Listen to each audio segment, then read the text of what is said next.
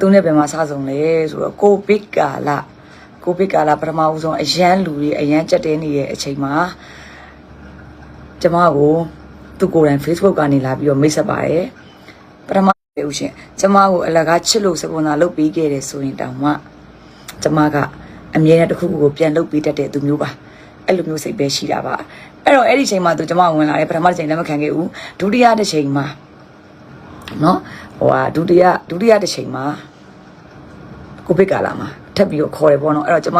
အားနာလို့လိုက်သွားခဲ့တယ်အဲ့တငယ်ချင်းနဲ့မိတ်ဆက်ပြီးလိုက်တဲ့အချိန်မှာအဲ့တငယ်ချင်းကပဲကျမစီကနေပြီးတော့ကြတော့ပတ်စံချီသွားတယ်ဒီနေ့တည်းကျမပြန်မရခဲ့ဘူးနော်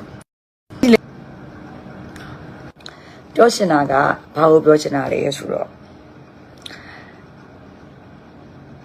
သူဖြေထားတဲ့အတိုင်းပေါ့နော်ဖြေထားတဲ့အတိုင်းပဲအဲ့ဒီအချိန်မှာကလေးကကျမအိမ်မှာမနဲ့မိုးလင်းတာနဲ့ကျမအိမ်ကိုရောက်လာခဲ့တယ်နော်ဘာသူ့မှာဘာအလုံးမှမရှိဘူးလက်သေးအရှိဦးမှာအထဲမှာကြီးလက်လေးတင်နဲ့မိုးလင်းပြီဆိုကျမအိမ်ကိုရောက်လာတယ်အဲ့ဒီအချိန်မှာကျမနဲ့စတွေ့ရဲ့အချိန်တုန်းကသူကအကုန်လုံးသိပါတယ်အလွှာအမြင့်မှာ2ဦး3ဦးဆက်ပြီးတော့အိမ်ငှားနေရတဲ့ဘဝပါ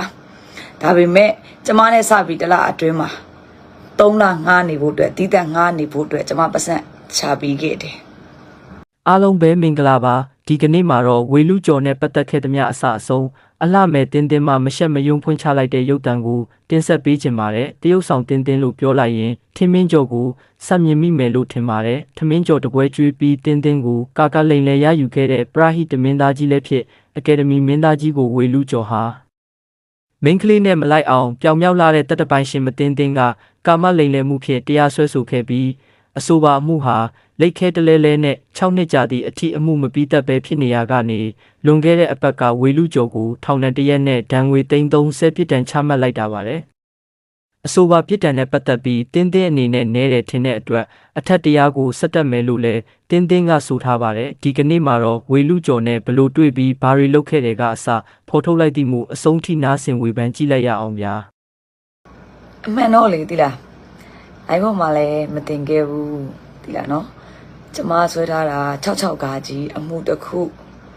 420ဘာဖြစ်လို့ကျမဆွဲရလဲဆိုတဲ့အခါကျတော့လူတွေက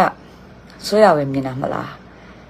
တရားဆွဲပြီးဆိုကြလေအတိုင်းလူတယောက်မှအကြောင်းတရားရှိလို့ဆွဲတယ်ဆိုတာတော့တချို့လည်းသိပါတယ်တချို့ကြလည်းမသိပါဘူးပေါ့အဲ့တော့ပြောချင်တာကကျမတယောက်တည်းတရားရုံးမှာတရားရင်ဆိုင်နေရတာမဟုတ်ဘူးလူတိုင်းမှာဒီတရားရုံးနဲ့ပတ်သက်တဲ့အမွေကိစ္စရှိမယ်မြေချမ်းအများကြီးပဲအဲ့ဒါတွေအားလုံးကရင်ဆိုင်နေကြတာကြီးပဲလိန်လဲမှုပေါ့နော်ဆိုပြောပြမယ်တခုချင်းစီလည်းပြောပြမယ်တခုချင်းစီပေါ်မှာမလဲဘာကြောင့်ဆွဲရတယ်ဆိုတဲ့အရာတွေကိုလည်းပြောပြပေးမယ်ကျမကတော့ဘယ်သူမှလည်းမနှိမ်ချင်လို့ဘယ်သူမှလည်းမပြောခဲ့လို့ကျမရဲ့ဝေါ်မှလည်းမတင်ခဲ့တယ်လို့ဘာအင်တာဗျူးမှလည်းကျမမလုပ်ခဲ့ဘူးပေါ့နော်မလုပ်ခဲ့ဘူးအဲ့ဒီအပေါ်မှာမှတကယ်တော့ကျမကဆွဲထားရဲဆိုတာအကြောင်းအရာတစ်ခုရှိရတဲ့အတွက်ဘယ်လိုပြောရမလဲဆိုတော့ကျမရှင်းပြီးတော့လည်းဘာမှရှင်းပြနေစားဘာအကြောင်းမှမရှိဘူးအချိန်တိုင်းရောအောင်ဆုံးဖြတ်မယ့်အရာတစ်ခုကျမနဲ့ရှင်းပြောရမယ်လို့မဟုတ်ဘူးအတန်းလည်းမတူဘူးနောက်ပိတ်ဆုံးပြောရမယ်ဗါလဲတရားစိတ်တဲ့အဆင့်တန်မတူတဲ့အတွက်ကိုကျမရှင်းပြောစရာလည်းမလိုဘူးရှင်းစရာလည်းမလိုဘူးကျမမီဒီယာကနေကျမသွားနေရမဟုတ်ဘူးကျမရဲ့ဒါအခု420ကဆွဲထားတာ420ပေါ့နော်ဆွဲထားတဲ့အမှုကရုံးဝဆုံးဖြတ်မှာကျမလည်းဆုံးဖြတ်ပြီးလို့မရဘူးတရားသူကြီးဆုံးဖြတ်ရမှာအဲ့ဒါကိုအမျိုးအဖုံပေါ့နော်ကျမကတော့ရှင်းတိုင်းပြောရလို့ရှိရင်တော့စောကြီးပိုင်းကလေးအတိုင်းကိုမပတ်သက်ရှင်တော့ဘူးဆိုရင်အဲ့လူတယောက်ရဲ့အမြဲတမ်းပြောပါတယ်စိုးချင်းကောင်းချင်းကိုသင်ကမသိချင်ဘူးမသိချင်တဲ့အတွက်အကုန်လုံးဘလော့ထား TikTok ဘလော့တယ် Facebook ဘလော့တယ်ဘာဖြစ် Telegram Viber အကုန်လုံးသင်ဘလော့တက်တဲ့အသင်းမှာအကျင့်ရှိရယ်ဘာဖြစ်လို့လဲဆိုတော့ဒီလူတယောက်ကိုမပတ်သက်ရှင်တော့တာကိုဆွန့်လွတ်လိုက်တာဖြစ်တဲ့အတွက်ကိုနော်ဘာမှသူ့ရဲ့ကောင်းချင်းဆိုချင်းကျမလိုက်မကြည့်ကျမစိတ်မဝင်စားတတ်ဘူးအဲ့တော့ဖြေထားတယ်ပေါ့နော် LGBT တွေကိုနှိမ်နေဆိုတော့ကျမအရင်ချစ်တယ်ဆို LGBT ကိုကျမဘယ်လောက်ချစ်တယ်ဆိုတော့တခြားသူတွေအကုန်လုံးသိပါတယ်ဘယ်လောက်ချစ်တယ်ဆိုတာသူ့ရဲ့တောက်ပြောင်မှုအများကြီးဘယ်လိုမျိုးကျမ support တင်ပေးခဲ့လဲဆိုတာဖျားသိတယ်လို့ကျမကိုယ်တိုင်လည်းသိပါတယ်အဲ့တော့အဲ့ဒီအရာတွေအားလုံးကကန်ကြီးအကျိုးပေါ့နော်ကျမကတော့ခပ်ပြုံမှာပဲဘာကြောင့်420ဆွဲရလဲဆိုတော့ကျမပြောပြပေးပါမယ်ရှင် အဲ့တော့ဖို့တန်ဒီကိုဘာဖြစ်လို့ဆွဲလဲဆိုတော့ကျမသူ့ကိုမိတ်ကက်ဆရာလို့ကျမမခေါ်ချင်ဘူးဘာလို့လဲဆိုတော့ကျမမျက်နှာမှာစပြီးတော့လိမ့်ငယ်စင်တော့ကလည်းမိတ်ကက်ပညာရှင်မဟုတ်ဘူးကျမကိုယ်တိုင်နဲ့ကမိတ်ကက်ဆရာဆိုပြီးတော့လူတိုင်းကိုမိတ်ဆက်ပြီးခဲ့တာလာအစဖြစ်တဲ့အချိန်မှာနော်တေချာနာထောင်မှာကျမကတော့ဒါ page ကနေလွှင့်နေတယ်ရှင်းရနာထောင်သွားလိုက်ပါဒိတ်တည်ရှိရအဲ့တော့ကျမပြောခဲ့ရတဲ့အားလုံးကအမှားတွေဆိုရင်ကျမကတော့ဗုဒ္ဓဘာသာပေါ့နော်သူကတော့မွတ်စလင်ဆိုတဲ့အခါကျတော့ဘာသာရေးနဲ့မဆိုင်ဘူးကျမကတော့ယုံကြည်တယ်ကံကံကြီးကျိုးကိုယုံကြည်တယ်ဒီနေ့ကျမပြောသွားတဲ့စကားတွေဒီမဟုတ်မမှန်ကန်ပါခဲ့တယ်ဆိုရင်ဖះရှိမှတစ္ဆာကြီးပြန်ပြီးတော့တောက်ကြမယ်ပေါ့နော်အဲ့လောက်ထိတော့ကျမစိတ်ခေါ်လိုင်းရကြနေရဘာလို့လဲဆိုတော့ကျမဖြည့်ရှင်းရမယ့်အရာလည်းမဟုတ်ဘူးဒူညီရမယ့်အရာလည်းမဟုတ်ဘူးသူကိုယ်တိုင်အင်တာဗျူးမှာလည်းပတ်စံယူထားပါတယ်ဆိုတော့လက်ခံတော့ပြီမလားပြီးတော့နောက်တစ်ခုကကျမထပ်ပြောပြအောင်မယ်သူနဲ့ဘယ်မှာစဆုံလဲဆိုတော့ကိုဗစ်ကာလပထမဦးဆုံးအရန်လူတွေအရန်ကြက်တဲနေတဲ့အချိန်မှာကျမကိုသူကိုယ်တိုင် Facebook ကနေလာပြီးတော့မိတ်ဆက်ပါတယ်ပထမဦးရှင်ကျမကိုအလကားချစ်လို့စပွန်ဆာလုပ်ပေးခဲ့တယ်ဆိုရင်တောင်မှကျမကအမြဲတမ်းတစ်ခုခုကိုပြန်လုပ်ပေးတတ်တဲ့သူမျိုးပါအဲ့လိုမျိုးစိတ်ပဲရှိတာပါအဲ့တော့အဲ့ဒီချိန်မှာသူကျမဝင်လာတယ်ပထမတစ်ချိန်လက်မခံခဲ့ဘူးဒုတိယတစ်ချိန်မှာနော်ဒုတိယတစ်ချိန်မှာကိုဗစ်ကာလာမှာထပ်ပြီးတော့ခေါ်တယ်ပေါ့နော်အဲ့တော့ကျမအားနာလို့လိုက်သွားခဲ့တယ်အဲ့တငယ်ချင်းနဲ့မိတ်ဆက်ပြီးလိုက်တဲ့အချိန်မှာအဲ့တငယ်ချင်းကပဲကျမစီကနေပြီးတော့ကြတော့ပတ်စံချီသွားတယ်ဒီနေ့တည်းကျမပြန်မရခဲ့ဘူးနော်ပြောချင်တာကဘာကိုပြောချင်တာလဲဆိုတော့သူဖြေထားတဲ့အတိုင်းပေါ့နော်ဖြေထားတဲ့အတိုင်းပဲအဲ့ဒီအချိန်မှာကလေးကကျမအိမ်မှာမနဲ့မိုးလင်းတာနဲ့ကျမအိမ်ကိုရောက်လာခဲ့တယ်နော်ဘာသူ့မှာဘာအလုံးမှမရှိဘူးလက်သေးအရှိဦးမှာအထဲမှာကြီးလက်လေးတင်နဲ့မိုးလင်းပြီဆိုကျမအိမ်ကိုရောက်လာတယ်အဲ့ဒီအချိန်မှာကျမနဲ့စတွေ့ရဲ့အချိန်တုန်းကသူကအကုန်လုံးသိပါတယ်အလွှာအမြင့်မှာနှစ်ဦးသုံးဦးဆက်ပြီးတော့အိမ်ငှားနေရတဲ့ဘဝပါဒါပေမဲ့ကျမနဲ့စပြီးတလအတွင်းမှာ3လငှားနေဖို့အတွက်တီးတန့်ငှားနေဖို့အတွက်ကျမပတ်စံချပြီးခဲ့တယ်အဲ့ဒါ LGBT ကိုချစ်လို့မိတ်ကပ်နေနဲ့ကျမနားမှာရောက်လာမှာမဟုတ်ဘူးเนาะထပ်ပြောပြတာနောက်တစ်ခုကကိုဗစ်ကာလမှာအရန်ကိုရှားပါနေတဲ့အချိန်မှာကျမအိမ်ငိုးလင်းဆိုရောက်လာတယ်ဒါပေမဲ့ကျမပြန်လို့ရှိရင်ကျမအမြဲတမ်းအိမ်မှာကိုယ်တိုင်ဈေးဝယ်ပြီးချက်တာများတယ်ဒီဟိုမှာဆိုလို့ရှိရင်ကိုယ်တိုင်ချက်တယ်ကိုယ်တိုင်ဈေးဝယ်တယ်ကျမအာတော့ကဈေးမှာဝယ်ပါတယ်ကြိုက်တဲ့သူကိုမေးကြည့်လို့ရတယ်ကျမရဲ့ပတ်ဝန်းကျင်မှာနော်အဲ့တော့ကျမကဘာလုပ်လဲဆိုတော့ပြန်လို့ရှိရင်သူတို့အလုံးမရှိတဲ့အတွက်အိမ်ထိပါစားဖို့တောက်ဖို့အိမ်မှာရှိတဲ့2ယောက်စား3ယောက်စားတော့ပါကျမအမြင်နဲ့ free ဟေးဝယ်တော့အဲ့ဒါကအတတင်တော့ဝယ်ချမ်းပေးတာအတတင်ကျမနေ့စဉ်ကျမမျက်နှာကိုမိတ်ကက်လေးလင်းရတယ်မို့ဖို့ရတယ်ဘာမှမလုပ်ရဘဲနဲ့အိမ်မှာလာထိုင်နေကျမကိုယ်တိုင်ချက်ကျွေးခဲ့တာကျမအနေထားနဲ့ကျမဘသူ့ကိုပါချက်ကျွေးစရာအကြောင်းရှိလို့လဲဒါပေမဲ့ခုနကပြောသလိုမျိုးပေါ့လူဆိုတဲ့အရာတစ်ခုမှာကိုချင်းစာတရားနဲ့စိတ်တပြည့်ပြည့်ပါနဲ့အရန်ချစ်တတ်တယ်အရန်ခင်တတ်တယ်နော်တန်ရောစင်ကြီးတတ်တယ်နော်အဲ့ဒီပေါ်မှာနေ့စဉ်9000ပေး1000ပေး8000ပေးအဲ့ဒီခေတ်က9000 1000ဆိုလို့ရှိရင်အရန်တန်ဖိုးရှိတယ်နော်ဆိုတဲ့အခါကျတော့အဲ့ဒီကနေစတွေ့ကြတယ်အဲ့ဒီကနေအတူတူသွားတယ်အတူတူလာတယ်ဒီလောက်ပဲရှိရနော်မိတ်ကပ်အနေနဲ့မဟုတ်ဘူးကျမအဖော်အရန်အတယ်တယောက်ဆိုတယောက်အရန်ခင်တယ်အဖော်မင်းတယ်နော်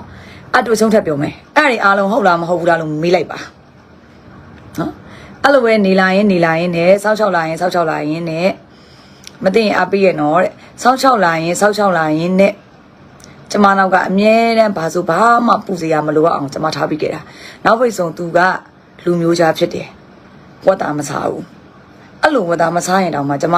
ထိုင်တဲ့ဆိုင်မှာလေဟိုဘာပြောလဲသိလားဟုတ်ထိုင်တဲ့ဆိုင်မှာဘာလုပ်လဲသိလား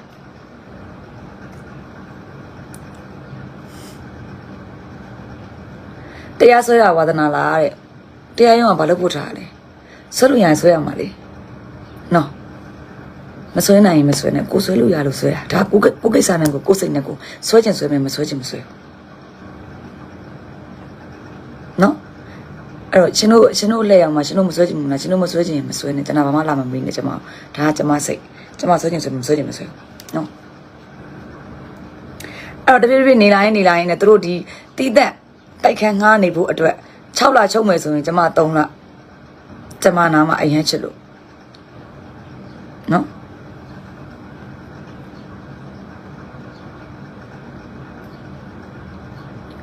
အမြဲတမ်းစဉ်းစားထားခဲ့ကျမနောက်မှာမိုးလင်းကနေမိုးချုပ်ဘာလို့ဆရာလူလဲမေးကြည့်ပါရောက်တဲ့နေရာတိုင်းမှာနှိမ့်ချပြီးတခါမှဆက်ဆံခဲ့ဘူးနော်အစားတောက်ဆိုင်တစ်ခုသွားမယ်ဆိုရင်အော် तू ကဝတ်တာမစားဘူးဟဲ့ဦးစားပြီးတော့အမြဲတမ်းမှာပေးတယ်ကြိုက်တဲ့သူကိုမေးလို့ရတယ်နော်ကျမဘယ်သွားဘာလုပ်လုပ်ငန်းချင်းတွေအားလုံးနဲ့ဒန်းတို့ဆက်ဆံနေမိတ်ဆက်ပြီးအော်မိသားစုလိုနေရမိတ်ကပ်ပါလို့တခါမှမေးမဆက်အော်မိတ်ကပ်လို့မိသားစုလိုအမျိုးလိုဆွေမျိုးလိုအမြဲတမ်းအဲ့လိုမျိုးအတူတူနေလာတာကျမဆွေမျိုးတွေလည်းဘယ်လိုမျိုးလဲဆိုတော့ तू သိတယ်ဒါပေမဲ့သူ့ရဲ့စိတ်တက်ကဘာဘယ်ဟာမှတင်ဘလို့လဲဆိုတာမျိုးကသူ့သားလေးအသိဆုံးနော်အဲ့တော့အခုလက်ရှိပေါ့သူ့အိမ်မှာသူ့အိမ်နေတဲ့မှုရသူကြည့်နေတဲ့ TV သူ့ထက်နေတဲ့အဝတ်စားဗီဒီယိုအဲ့ဒီအားလုံးကိုရောဘသူကဘာလုပ်ပြီးခဲ့ရလဲလို့ကျမမေးချင်တာနော်အဲ့တော့ပြောချင်တာကဒါကအောက်ဖွင့်လန့်တာလည်းမဟုတ်ဘူးဂုံစားတာလည်းမဟုတ်ဘူးကျမဆရတော့မယ်40လမ်းသူပြောသွားတဲ့အတိုင်းကိုကျမပြန်ပြောရတော့မယ်အဲ့တော့တာငွေမအူကုန်းလမ်းချင်မှာတင်းအောင်လိုက်နေတဲ့သူဒီဘလို့ပုံစံမျိုးလဲကျမအိမ်ကိုလာရင်နော်ကျမအိမ်ကိုလာလို့ရှိရင်ဒီတိုင်းလာပြန်လို့ရှိရင်ဟဲ့လိုင်းကမသိသွားနဲ့ရောပတ်ဆက်ညူသွားတက်စီလေးနဲ့ပြန်ကျမတတိမဟုတ်ဘူးဒါပေမဲ့ကျမလူတွေကိုမနှိမ့်ချတတ်ဘူးအမြဲတမ်းကောင်းအောင်ပဲတွေးခဲ့တာနော်ကောင်းအောင်ပဲအမြဲတမ်းကိုရင်းစာတရားထားခဲ့တာဘသူမျိုးမဆိုဒါကျမရဲ့စိတ်တက်ပဲကျမကိုယ်ဆောင်တဲ့ဒီဖျားတည်တယ်လူဆိုတာကျေးဇူးမတင်ရှင်နေမကန်းနဲ့LGBT ကိုဘာမှနှိမ့်စရာအကြောင်းမရှိဘူးကျမနှိမ့်စရာလည်းမလို LGBT တိုင်းကသူ့လိုစိတ်တက်မျိုးရှိရဲဆိုရင်ဘယ်လိုလုပ်မလဲသူ့လိုစိတ်တက်သူ့လိုပုံစံမျိုးလူဝင်ဆက်မလားဟုတ်ပြီပြောချင်တဲ့သဘောကသူ့အရင်မှာဘယ်သူ့နောက်ကိုဘသူလာခဲ့ဘသူ့အတေးကိုမပြောဘူးလဲမေးကြည့်လိုက်နော်ပြောချင်တာဒါကသူ့အင်တာဗျူးလို့ကျမပြန်ရှင်းပြတာကျမကဆိုရှယ်မီဒီယာပေါ်မှာဟဲ့ဒီကောင်မကိုတရားစရတာဘာလုပ်ထားတာလဲနဲ့စင်တယ်လို့ကျမရဲ့ Facebook မှာလည်းကျမမတင်ထားဘူးကျမစိတ်မဝင်စားဘူးနော်အဲ့တော့အများကြီးပဲကျမနဲ့နေလာခဲ့ဟုတ်ပြီဒီနိုင်ငံရေးကာလတစ်ခုမှလည်းကျမရဲ့မြင်ညီတဲ့ဒါဖြေလို့နော်ကျမဘယ်သူမှမပြောခဲ့ဘူးတခါလေကြားလို့ရှိရင်လေသူများတွေကမေးတယ်လုပ်ငန်းရှင်တွေအော်မပါလာဘူးလားဆိုတော့ကျမမပါလာဘူးလားမေးတယ်အော်ဒီလိုပါပဲဟိုစိတ်အခက်မတင်လို့သဘောထားချင်းမတိုက်ဆိုင်လို့မလိမ့်ဖြစ်တော့ကြပြီလက်ခွဲလိုက်ပြီဒါတော့ပဲပြောခဲ့တာနော်ဘသူကိုမှကွယ်ရမှာအတင်းပြောပြီးတော့အသေးစိတ်ပြောတတ်တဲ့မိမမျိုးမဟုတ်ဘူးဒီလူနဲ့မတက်ရင်ဟိုပေါင်ကိုပြစ်ကတ်ပြီးတော့ပေါက်တဲ့စရာပေါက်လို့ပဲစားပြောတဲ့ပါဇက်လည်းမဟုတ်ဘူးပြောစရာလည်းဘာကြောင့်မှမရှိဘူးနော်ပြောချင်တာအဲ့တော့ကိုယ့်ရဲ့ဇာကကိုယ့်ဘာသာကိုတာဝန်ယူမှုတာဝန်ခံမှုရှိရဆိုရင်ကျမကသူပြောသလိုပဲ၄သိန်းခွဲကိုဘာလို့တရားဆွေးရလဲနင်ကိုယ်တိုင်လည်းဝန်ခံပြီးပြီမဟုတ်လားငါဆွဲမဲ့ဆိုရင်နစ်စီကနေပြီးတော့ငါစိုက်ထုတ်ပေးထားတဲ့ပတ်စံငွေမောက်ကရာကြော်လားမကြော်လားပြန်စဉ်းစားနော်တောင်းတဲ့နေရာတိုင်းမှာအားလုံးကိုအပုံအော်ပြီးတော့အပ်ခဲ့တာအရင်ကလာမှဖြစ်တယ်ကျမရဲ့ဒီတိုက်ခန်းလုံးကိုတော့အပ်ခဲ့တာနော်တော့ပေးခဲ့တာအဲ့ဒီမှာအိမ်ထဲကပစ္စည်းတွေဘာပြောက်သွားလဲဒါပေမဲ့ကျမမနိုင်ခဲ့ဘူးမပြောခဲ့ဘူးဆက်လက်ပြီးတော့တွေ့တယ်ဘာဖြစ်လို့လဲဖြည့်တွေးပေးခဲ့တာသိမှာပါနော်ဘာတွေယုံကြည်မှုလဲတုံးသားလုပ်ခဲ့တယ်ဘာတွေလုပ်ခဲ့တယ်ပါဇက်ဘလို့စီကမ်းမရှိခဲ့လဲဒါပေမဲ့တချို့အရာတွေမှာဘလို့မှဆက်လက်ပြီးတော့ကျမလက်တွဲမရတော့လို့ဒါကျမကိုယ်တိုင်ဘယ်လိုပြောမလဲလက်တွဲဖြုတ်ခဲ့တာဘာတစ်ခုမှရှင်းနေမှုမရှိခဲ့ဘူးလက်တွဲဖြုတ်ခဲ့တယ်โอเคဟုတ်ပြီသူပြောသွားတယ်ဗာအင်ကြီးပိတ်စအဲ့ဒါတွေရတယ်အားလုံးတရားရုံးမှာကျွန်မတက်တဲ့ငယ်တော့တင်ပြီးသားเนาะမက်ဆေ့မှာစာရီရှိပြီးသားကိုနီးနားမှာနေပြီးတော့ကိုအစင်မပြေတာတောင်မှတသိန်းရှိလို့ရှိရင်9000ဖက်ပြီးတော့အမရဲ့စိုက်ပါအောင်အမရဲ့လောက်ပါအောင်မိတ်ကတင်တဲ့တက်ရင်တောင်မှ2သိန်းခွဲ3သိန်းခွဲအဲ့လိုမျိုးကုန်ပြီဆိုရင်လှမ်းပြီးတော့ကြတော့အမရဲ့စိုက်ပေးပါအောင်လုပ်ပေးပါအောင်သူပနခါကျမကိုပြန်ပေးခဲ့လေမေးကြောင်ဆောင်ခဲ့ရမှာမဟုတ်ဘူးလားလူဆိုပေးတာပဲကြွေးတာပဲချီးတာပဲအဲ့လူတိုင်းအကုန်လုံးသိတယ်ဘာလေးဝဲချင်းကြီးဆိုလဲအဲ့ကျမကိုစိုက်ပေးပါအောင်ဟုတ်ပြီမိတ်ကလေးနဲ့ကိစ္စပြောပြမယ်ကျမနဲ့စတွေ့ကျမမိတ်ကပစ္စည်းဘယ်နှမျိုးပါလဲလို့တစ်ချက်မေးနောက်တစ်ခုဘယ်မင်းသမီးကို official ဘသူ့ကိုထဲဝင်လိမ့်ရလေ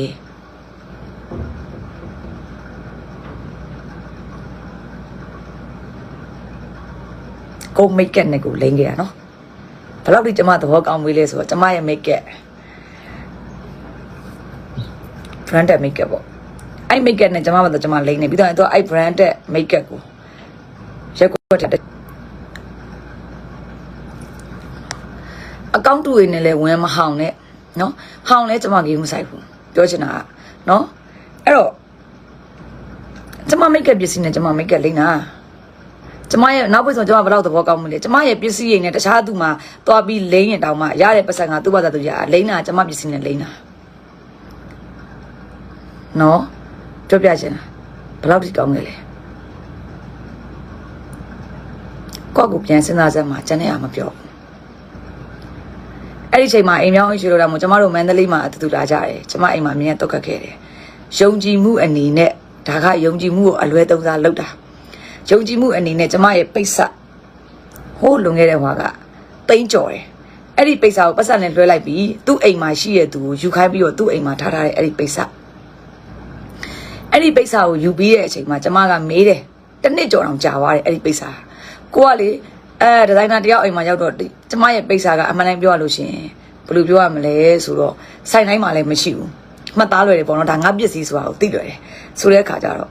အော်အဲ့ဒီပိတ်စာလေးကငါပိတ်စာလေးနဲ့တူလိုက်တာ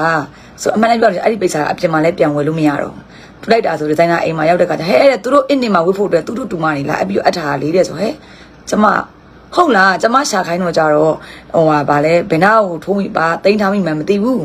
ဘယ်နာကိုထားမိမှမသိဘူးဆိုတော့အော်ဟုတ်ပြီအဲ့ဆိုလဲထားလိုက်တော့ဆိုသူပြောတဲ့စကားကိုလက်ခံတယ်ဒါပေမဲ့အဲ့ဒီချိန်မှာဒီဇိုင်နာပြောတဲ့အချိန်မှာကျမကလေသူ့ကိုပညာသားဘက်ပါနဲ့ဟဲနင်ငါအထုပ်ကလေးရှာပေးအောင်လေငါပစ္စည်းလေးရှာပေးအောင်ငါအဲ့ဒီအစားလေးကိုတအားကြိုက်လို့ပြီးတော့အစားကလည်းအပြန်မှာပြန်ဝယ်လို့မရဘူးလုတ်ပေးအောင်ဆိုတော့အဲ့လိုပဲဝေးလေကြောင်ပန်းနဲ့ဝေးလေကြောင်ပန်းနဲ့သူလုတ်တယ်အဲ့နောက်ပိုင်းကျတော့ကိုကတခါဒီကြားထဲမှာပေါ့နော်သူအဲ့လိုမျိုးပြောတယ်ဆိုတော့တခါနားထောင်ပြလိုက်သေးတယ်အဲ့ဒီကနေပြီးတော့ Messenger ကနေပြီးတော့ကျွန်မသွားပြီးတော့တောင်းတဲ့ခါကျတော့အဲ့ဒါဆိုလဲနင်ကငါ့ကိုရိုးသားပုံမှန်လင်းလင်းပြောပါလား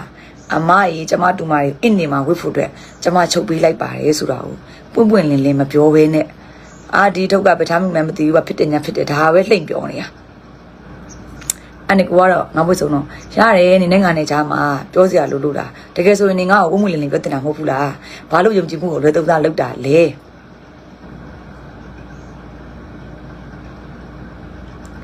ခံညင်းနေတော့ပေါ့နော်ခံညင်းနေတော့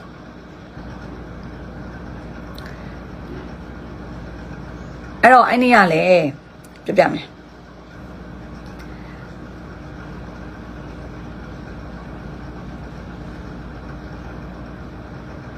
ဘာမှမြောက်ပေးစရာမလိုငါကိစ္စငါပဲသိရချစ်သူဆိုတော့ကောင်းအကောင့်စင်တာစမ်းမှာအထုနဲ့လာပြီးတော့လာမပြောနဲ့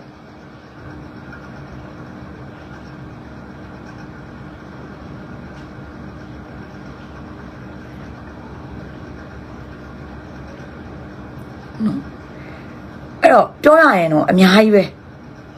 ကျမနဲ့တီးတဲ့မိတ်ဆွေတွေကျမနဲ့ခင်တဲ့မိတ်ဆွေတွေအားလုံးဖုန်းနံပါတ်ယူတယ်ပြီးသွားရင် तू ကအယောဝင်တယ်ပြီးသွားရင်စကားတွေနှုတ်မဆောင်နှုတ်စည်းမဆောင်လင်မယားကြားတွေပါလို့ပါပြီးတော့ကိုနောက်ကလိုက်ပြီးတော့ကျမဂုံတိတ်ခါကြတယ်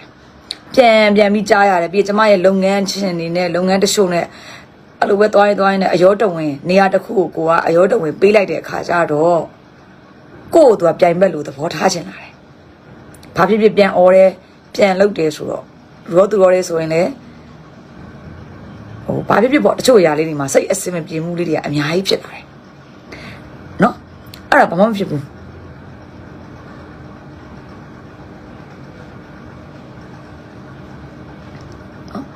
လူတိုင်းသိပါတယ်ကျမနဲ့တွာလာခဲ့တဲ့သူတွေသူနဲ့တွာလာခဲ့တဲ့ပေါင်ဝင်းရှင်မှာကျမသူ့ကိုဘလို့ထားတယ်ဆိုတာနော်လူတိုင်းသိတယ်ဘာမှမဖြစ်ဘူးနော်အဲ့တော့ပြောချင်တာကလောကကြီးမှာကျမမြဲနေပြောပြတယ်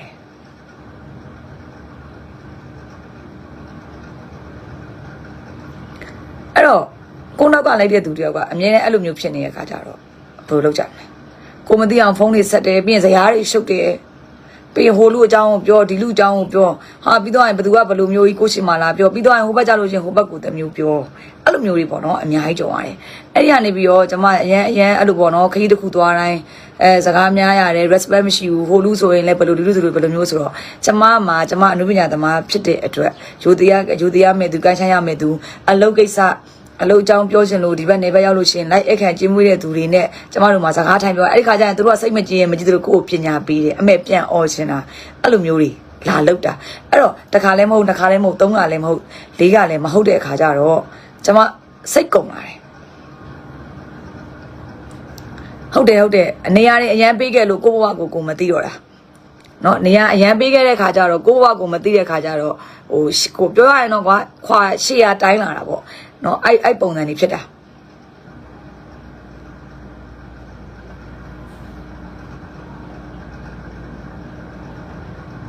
အကောင့်တူနဲ့လည်းလာမဟောင်းနဲ့ပြောချင်တာအဲ့ဒီအချိန်မှာအဲ့လိုပါပဲသူနဲ့ကိုယ်နဲ့ခဏဖြစ်တယ်ခဏပြဿနာဖြစ်နောက်ပိတ်ဆုံးကသူကကိုပေးလိုက်တဲ့ပစ္စည်းကိုစီကရတဲ့ပစ္စည်းဆိုရင်သူဘယ်တော့မှ line ပေါ်မှာမတင်ဘူးကျေးဇူးတင်ကြောင်ဘယ်တော့မှမပြောဘူးသူကရက်ကွက်ထဲမှာဆိုလို့ရှိရင်လေဘာပြောလဲသိလားမသိရင် तू ပတ်စံနဲ့ तू ဝဲတာလို့ तू ဟာလို့နဲ့ရက်ကွက်ထဲမှာ तू အမြဲအဲ့လိုပြောတာအဲ့လိုပြောခဲ့လို့လေတခါသားဟာကျမနဲ့ तू နဲ့အဲ့နော်ဒီပလာဇာရဲ့ဒီရှေ့မဦးကုန်းလမ်းချက်တွေမှာဖြစ်ပြီးပြီအဲ့ရပတ်ဝန်းကျင်အကုန်လုံးသိလိမ့်မယ်ကျမမဟုတ်ရင်မခံဘူးနော်မတူတဲ့သူမျိုးအဲ့လိုမျိုးမေးတာကိုပေးလိုက်လို့ကိုဟာဖြစ်တဲ့ဥစ္စာဘာဖြစ်လဲရက်ကွက်ထဲမှာ line မတင်နဲ့အောင်မေးတယ်မလားမေးတယ်ဆိုရင်ဟုတ်တယ်အမကတော့ဘလို့ထောက်လိုက်တာဘလို့ပေးလိုက်တာသူ့မှာအဲ့စိတ်တဲ့ဘယ်တော့မှမရှိဘူးကိစ္စမရှိဘူးအဲ့ဒါကလေကိုအစင်ပြေလို့ကိုတရားလို့ပေးလိုက်တာဖက်နှက်ကမှစားအင်ကြီးအစုံဝေးရလားလို့ကိုပြန်ကြည့်နော်ကိုချော်ပင်ထွက်လို့အတွင်းထဲတစ်ခါဝင်သွားလိုက်လို့ချင်းလို့ချင်တာအကုန်နောက်ပိတ်ဆုံးဘလောက်ထိကျမစီကနေဘယ်လောက်ထိအိမ်ပြန်လက်ဆောင်ယူသွားလဲဆိုရင်ကြောင်စာမှစာကျမလက်ဆောင်ဝယ်ပေးရအတတင်ကျမစီလာဘာတိမ်ဖို့လုပ်တယ်ပြင်းခဲ့တာပေါ့နော်အဲ့တော့ကျမကသူ့စီကနေပြီးတော့ဖိုးတန်တီနဲ့ဒီလေးရနဲ့စင်းနဲ့ပြန်ယူခဲ့မယ်ဆိုရင်ကဲကျမလူတယောက်ကတော့မှ iPhone 17 Pro Max ကိုင်နာနော်သူ့ကို17 miniကျမစိုက်ပြီးဝယ်ပေးထားတယ်ဆွဲချိုးလက်စွပ်အဲ့ဒီအားလုံးကျမပေါင်းပြီးတော့ပြန်တောင်းရမှာလားတောင်းမှာပေါ့ဟမ်တောင်းမှာပေါ့အိမ်လာကတွေစိုက်ပေးခဲ့တာတွေတောင်းမှာပေါ့တောင်းရင်ပေါင်းကြည့်လိုက်ရာကြော်လားမကြော်လားဆိုတာပြောပြရနော်လောအားကမပါအတတိယုံပြောတာကိုတောင်မှပဲအဲ့ဒါမှလည်းညောက်ကြတော့လည်းပါမှာပေါ့ကိုတောင်မှပဲ7 Pro Max နော်ချစ်သူဆိုတဲ့အကောင်ကနေကဘာတွေဝင်ရနဲ့ဖင်လို့ဖင်ခံလို့နေကဝင်လာနေရလားနေကငါပြောပြီးသားအကောင့်စနစ်လာခဲ့နော်တိလားနေအခု line ပြောနေတာနေဘာတူလဲဆိုတာငါသိတယ်အကောင့်တူနဲ့ငါ့ကိုလာမဟောင်းနဲ့နေတက်တိရှင်နဲ့အကောင့်နဲ့လာခဲ့နော်မှန်တဲ့တက်တိရှင်နဲ့အကောင့်နဲ့လာခဲ့လိုက်အဲ့တော့ကားမောင်းမှုလိုင်စင်လုပ်ဖို့ပြောတယ်ကျမကတော့မမောင်းတတ်ခင်နဲ့ကျမကလိုင်စင်လုပ်ထားတယ်။အော်ကိုကတော့အားကိုးတယ်ဆိုတော့သူစားကဲနေမောင်းဆိုပြီးတော့ကားမောင်းတင်တန်းနဲ့တင်ထားတာလည်းမဟုတ်ဘူး။ဟုတ်ပြီလိုင်စင်ရုံးမှာလိုင်စင်သွားလုပ်တယ်ဆိုတော့သူ့မှာအဲ့တော့ပတ်စံမလောက်ဘူးတဲ့။ကျမကားကိုယူသွားတာနော်။စဉ်းစားကြည့်စမ်းရွာသားကြီးလိုနေရာမှာလိုင်စင်သွားဖြည့်ရင်တက်စီနဲ့သွားရင်အသွားပြန်ဘလောက်လဲ။လိုင်းကားနဲ့သွားရင်ဘယ်နှစ်ရက်ကြာလဲဆိုတာကားမောင်းလိုင်စင်လုပ်တဲ့သူတိုင်းအကုန်လုံးသိပါတယ်နော်အဲ့ဒီကကျမကသူ့တငယ်ချင်းပါတယ်အဲ့လိုပဲအဲ့တငယ်ချင်းကလည်းရှင်မကစေနာကောင်းပါတယ်တဲ့မိုးရင်ပေါ်မှာဆိုင်လေးတူလေးဖွင့်တာတောင်မှဖိတ်တာလာပေးတာတဲ့ဟုတ်တယ်မိုးရေ LGBT အကုန်လုံးကိုချစ်တက်ပြီးသားသိရနော်ကိုဗစ်ကာလမှာ LGBT တရားမှမသိဘူးဘသူ့ကိုဘလိုမျိုးကိုပေးခဲ့တယ်ကိုချမ်းသာလို့မဟုတ်ဘူးချစ်တဲ့စိတ်နဲ့အားလုံးကိုညီပေးခဲ့တာအဲ့လိုပဲသူနဲ့ပတ်သက်တဲ့လူတွေသူ့ကိုအစမပြေလို့တကယ်တော့ကိုကလှူပေးလိုက်တာအဲ့ဒါကို तू ကကိုလှူရဲလို့မပြောဘူးမသိရင် तू ကပေးတဲ့ပုံစံမျိုးတွေကြီးပဲအများကြီးပဲအဲ့ဒါတွေမလို့ရှိဘူးကိုစေစနာပြက်လို့ကိုလှူလိုက်ပြီဒါတွေလည်းကိုသိနေရတာပဲတော့သူတို့လဲလာပြီပေါ့မပြောပါဘာဖြစ်လို့လဲလူတန်းတယောက်စိတ်တက်ဆိုတာမတူကြဘူးလေကိုစိတ်လို့မဟုတ်တဲ့သွားပြီးတန်းညှိပြီးတော့တန်းယူလို့မှမရတာအဲ့တော့အဲ့နေရဖုံးဆက်တယ်သူ့ကိုတဲ့ပတ်စံမလောက်လို့စိုက်ပေးပါအောင်တဲ့ကားမောင်းလိုင်စင်ပိုးစိုက်ပေးပါအောင်ဆိုတော့ဟုတ်ပြီကျမစိုက်ပေးလိုက်တယ်ဂျားထဲမှာလည်းအစင်မပြေလို့ဆိုပြီးတော့ကျမအောင်မပေးခဲ့နော်မပေးခဲ့အမြဲတမ်းကျမစိုက်ပေးခဲ့စိုက်လုပ်ပေးခဲ့ရတယ်အများကြီးပါဒါပေမဲ့တခုကောင်းတာပေါ့ခုနမျိုးလို့ပေါ့ကျမစီမှာမလုပ်တော့ဘူးဆိုရင်ကျမရဲ့ခုနပြောသလိုပေါ့ ဖုန်းဘယ်နဲ့သိမ့်တန်တာလဲဘာတွေစိုက်ပြီးကြရလဲသိမှာပေါ့အဲ့ဒါတွေအားလုံးကိုကျွန်မပြန်ပေါင်းပြီးတောင်းရမလားအော်ထားလိုက်တော့ဒါတွေကကိုစေတနာနဲ့ဘဲဆိုတဲ့ပုံစံမျိုးနဲ့ပဲထားလိုက်တော့တာအဲ့နောက်ပိုင်းမှာမတက်လိုက်ကြားထဲမှာလူငွေကန်နေအများကြီးပဲကျမနားမှာနေတဲ့ကျမတူမလေးသွေးထိုးတယ်ကျမတူမလေးကိုမြောက်ပေးတယ်နောက်ပိတ်ဆုံးတော့အခုသူလက်ရှိဘုံယုံလမ်းကျက်ထဲမှာလှုပ်ရှားနေတဲ့ဆိုင်လေးတောင်မှကျမပျော်ပြီးခဲ့ရတယ်ကျေးဇူးမတင်ချင်နေပါအတင်ခံခြင်းလို့လည်းမဟုတ်ဘူး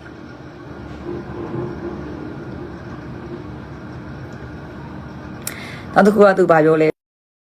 ဆိုပူဆိုးတာပါလဲဆိုတော့ကိုနားမှနေတယ်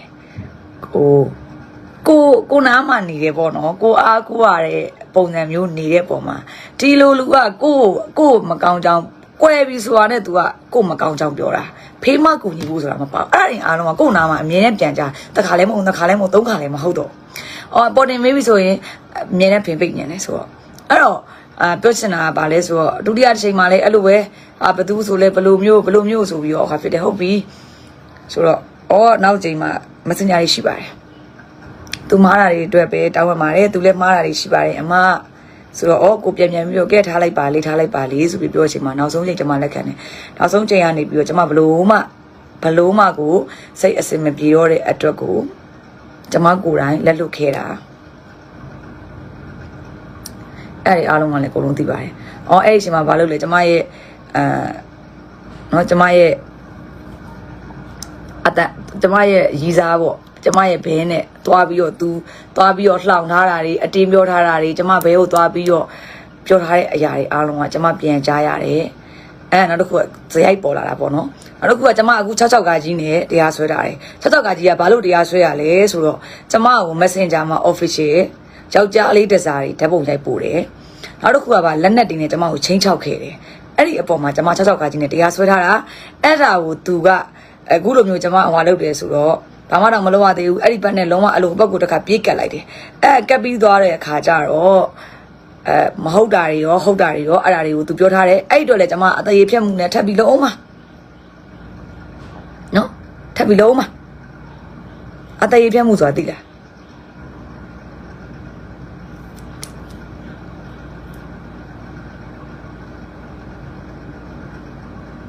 အဲ့တော့ကျမပြန်တောင်းတယ်လေပြီးတာကျွေးတာပဲပြန်တောင်းတော့မပေးဘူးလို့ဆိုတော့မပေးရင်လေမပေးဘူးဆိုတော့ကျမ420နဲ့ဖွင့်ရတာပေါ့ဟုတ်လား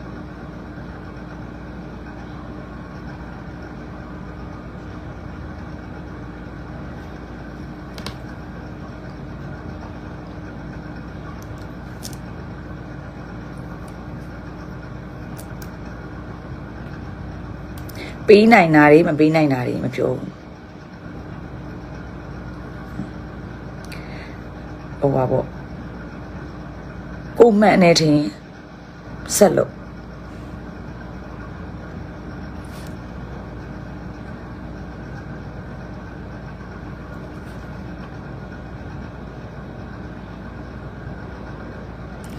ဟိုအကောင်ကပြအောင်မဲတည်တာငါတို့ကမြန်မာနိုင်ငံမှာနေတာဥပဒေသွားတာစောက်ပူတွေငါ့ကိုလာမမတ်နဲ့တတိရှင်အကောင့်စစ်နေလာခဲ့နင်တို့အကောင့်စစ်နေလာခဲ့နော်တည်လားအကောင့်စစ်နေလာခဲ့အကောင့်သူနေမလာခဲ့နဲ့နော်ဒါငါတမိုင်း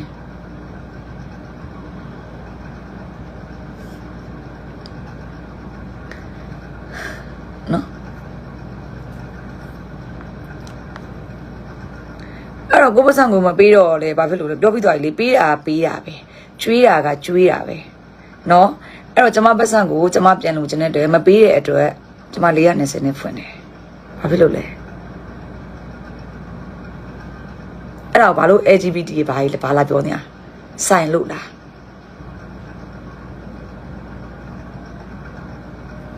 ဆိုင်မှုနဲ့တူနော်အရင်ချစ်တဲ့တော့မျိုးသမီးငါပြနာရှိတဲ့သူအကုန်လုံးသိတယ်ရှိတဲ့သူတောင်မမြင်ရတဲ့သူအကုန်လုံးသိတယ်ကိုယ်နဲ့မတွေ့ဘူးတဲ့သူအကုန်လုံးသိတယ်နေမမသိရရှိမှာ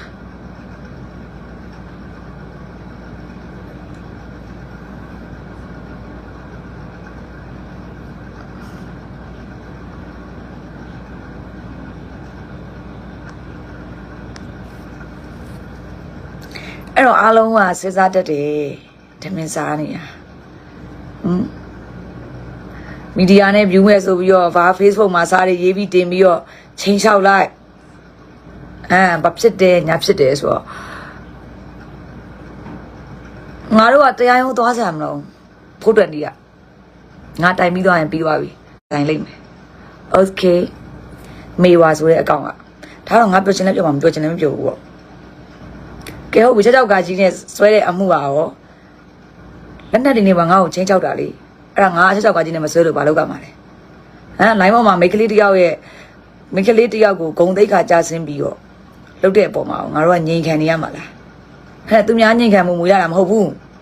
ကိုကလည်းမှန်နေသေးတယ်ကိုထမင်းကိုစားနေပြီးတော့လက်ကားနဲ့အစောကမခံနိုင်ဘူးအဲ့တော့ဥပဒေလိုင်းရဲ့ပြုတ်ကြနော်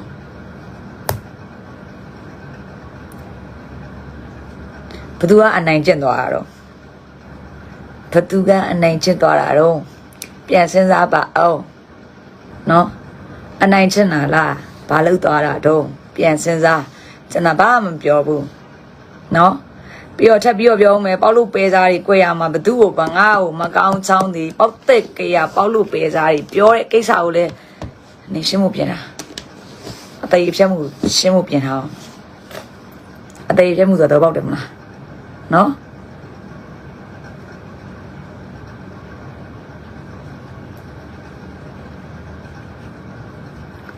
ဒီလောက်ပဲပြောမယ်ကျန်တဲ့ဟာတွေပေါ့တိလေးတွေပြောရမယ်ဆိုလို့ရှိရင်လေကုံမာတာမဟုတ်ဘူးခုံစားစရာတွေကုံမာတာမဟုတ်ဘူးခုံစားစရာတွေကုံမာတာမဟုတ်ဘူးနော်ဘလို့တောက်ပြောင်သွားလဲဘလို့နေရလဲဆိုတာမျိုးခုံစားခုံစားလို့ရတယ်တတိလေးတွေအများကြီးပဲခုံစားမယ်ဆိုရင်တော်တော်များပါတယ်မပြောနိုင်တော့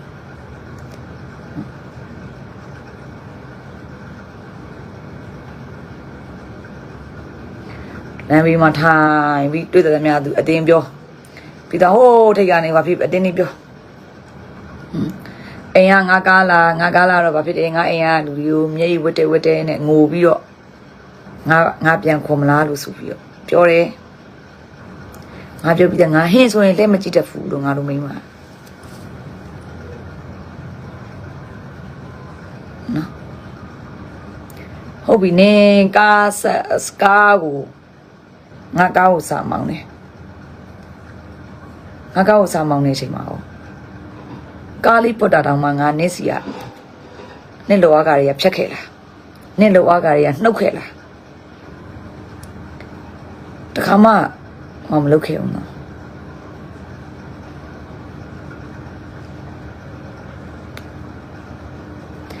အခုလက်ချင်းနေမှာဗာလဲငါပေးထားတဲ့ဥစ္စာလေးရက်ွက်ထဲမှာអော်လိုက်ပါအောင်ဗာဖြစ်တယ်မသိကိုရေရှင်နဲ့ကိုအရန်ချမ်းသာလို့ဝင်နိုင်တဲ့ပုံစံမျိုးလေးကြွားလိုက်ပါတခြားတူတူလေးငါမပြောသေးဘူးအဲ့ဒါဆိုရင်အခုဒီ120မှာငါစိုက်ထားတဲ့ငွေအမောက်တွေတခြားကိစ္စတွေပါငါရောပြီးတောင်းရမှာလားမေးကြည့်ရနော်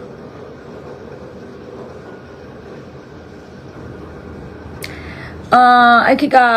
မောင်အဲ့ခိကပတ်စံကသိန်းရှိပြီးတော့ရှိခဲ့တာရွှေစည်းကနေကိုငါပဲရှိသေးတယ်နော်9သိန်းနဲ့2000ပဲရှိသေးတယ်အဲ့တော့ဇာတိုးကြီးနဲ့ပြန်ပေါင်းကြည့်လိုက်စမ်းခဏစိုက်ပြပါအောင်ဆိုတဲ့ဟာပြီးတော့အဲ့တော့အင်းရှိကလည်း3သိန်းကျော်2သိန်းဒီပါတော့တန်မယ်နော်အဲ့ဒါလဲဇာတိုးနဲ့ပေါင်းကြည့်လိုက်ယုံကြည်အနံ့မှုလူတယောက်ရဲ့ယုံကြည်မှုအလွဲသုံးစားလုပ်တာယုံကြည်မှုကိုအလွဲသုံးစားလုပ်တဲ့အတွက်ငါဒီပတ်စံလေးနဲ့ပဲပြန်တောင်းလို့မပေးတဲ့အတွက်တရားဆွေရတယ်ဘာဖြစ်လို့လဲအဲ့ဒါဘုရုအကူကြီးတောင်းနေရတော့ရုံးကဆုံးဖြတ်ပြီးမှ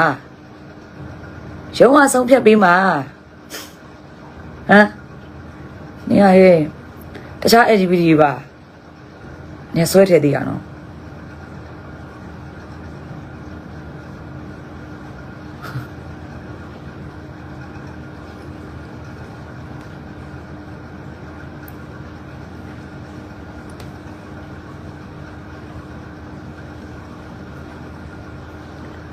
သူများကြားရဲဝင်ပါတယ်ဖြည့်ရှင်းရတယ်ဟိုမှာလင်မယားချင်းတွေရဖြစ်လို့နော် စဉ်းစားကျွန်တော်ဘာမှမပြောအဲ့ဒါလေးပဲလာပြီးတော့ပြပြပေးရပါလူတိုင်းကို LGBT မှမဟုတ်ဘူးအကုန်လုံးကိုချစ်တယ်နော်အကုန်လုံးကိုချစ်တယ်အကုန်လုံးကိုမေတ္တာတရားထားတယ်ကျမရဲ့စိတ်ကအစဲနဲ့တန်းတဲ့သူကိုပြန်ဆဲတယ်ရိုင်းမှပြောမယ်သူကျမပြန်ရိုင်းပါတယ်ယဉ်ကျေးရမယ်သူကျမယဉ်ကျေးပါတယ်ဒါကကျမသွားတဲ့ method ပဲနော်ကျမယဉ်ကျေးခြင်းမတ်ရိုင်းခြင်းကတစ်ဖက်လူရဲ့အချိုးမှာပဲမူတည်ပါတယ်နော်ယုံကြည်မှုလည်းတောင်းတမှာကျမလည်းကျမအရန်နစ်နာလို့420နဲ့ဆွဲလိုက်တာပါအဲ့တော့ဖြည့်တွေးပေးလေနော်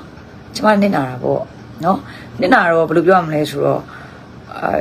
ပေးတာပဲငွေဆိုတာကချီးရပဲအဲ့ဒီပုံမှာကိုယ်ကိုလူမမှတ်ပြီးတော့သိရမလားယုံကြည်မှုကိုလည်းတောင်းလုပ်စေတဲ့အတွက်ကျမဒီ420နဲ့ဖုဒ္ဓနေဆွဲလိုက်တာပါ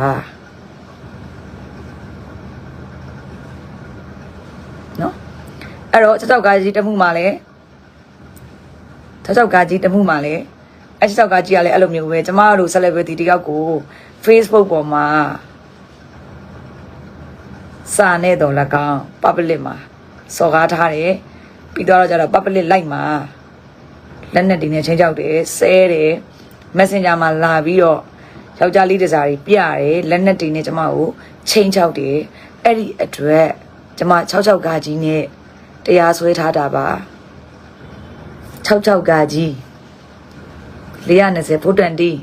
အဲ့နှစ်ခုကျမတရားစွဲထားပါတယ်နော်အဲ့ဒါဟိုမှာသွားပြီးတော့ဟိုပေါင်ပြစ်ခဲ့ဒီပေါင်ပြစ်ခဲ့လိုက်ပြီးတော့နင်းစိတ်တက်ကပေါက်တက်ကရပေါက်လို့ပဲစားတွေမဟုတ်တာတွေရောဟုတ်တာတွေရောပြောထားတဲ့အပေါ်မှာအတရေဖြတ်မှုဥပဒေရှိရမလားစုံစမ်းလိုက်အောင်မယ်အတရေဖြတ်မှုစုံစမ်းလိုက်အောင်မယ်ကိုရမှာသူများအတင်ပြောနေကောင်းတာမဟုတ်ဘူးနော်သူများကိုပေါက်လို့ပဲစားမဟုတ်ကဟုတ်ကကြီးပြောရင်လေဥပဒေရှိရနော်ကြပြ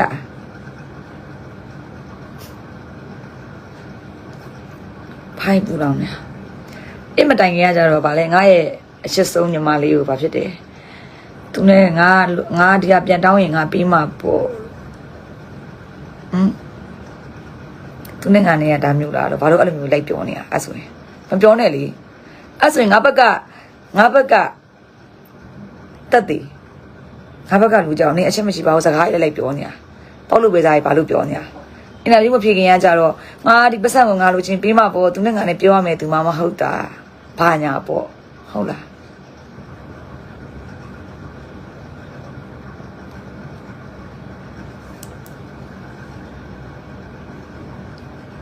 လူဆိုတာဘာဖြစ်တယ်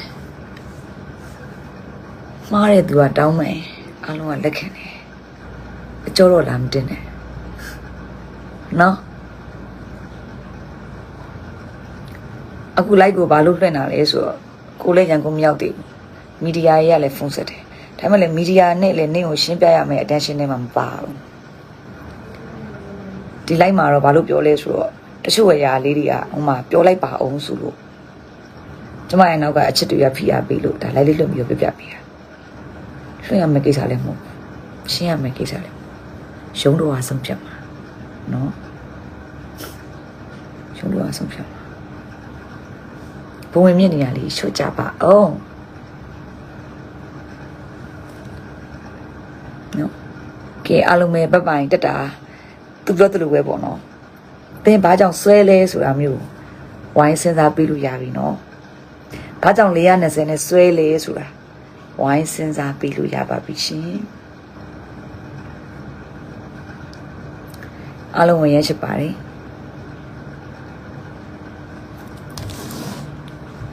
ဘိုင်ဘိုင်နင်တို့မိသားစု group နင်တို့တငယ်ချင်းနော်